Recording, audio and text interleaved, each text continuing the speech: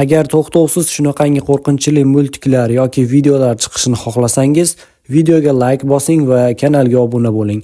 Albatta, fikringizni kommentariyada yozishni ham unutmang.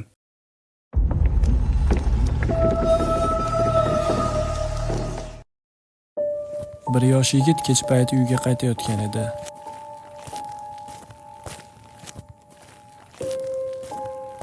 Yo'lda u bir kambag'al qariyani ko'rib qoldi.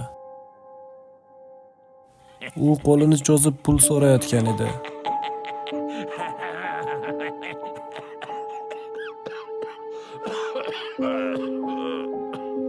Yigit cho'ntagidagi tangalarini qizg'anib, qariyani ayamay yiqitdi.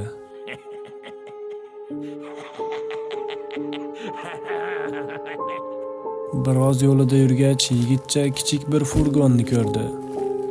Bu g'ildirakli oynalar attraksioni edi. Kuni biroz zerikarli va charchoqlayotgani uchun yigitcha u yerga kirib biroz ko'nglini yoymoqchi bo'ldi. Kirish oldida kichik bir kassa bor edi. Ozg'in qari qo'l paydo bo'ldi. Yigitcha pul to'lab ichkariga kirdi. Ichkarida ko'plab egri oynalar bor edi.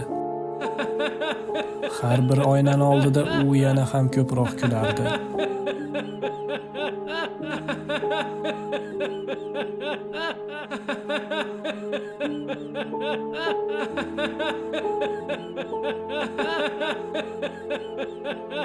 Lekin oxirgisi unga kulgili tuyulmadi.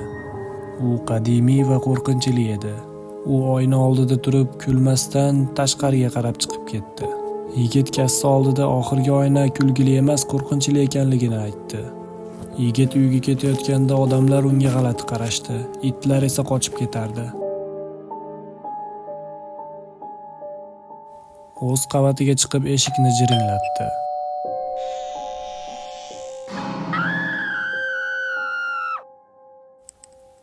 Nega baqiryapsan? Men uyga qaytdim.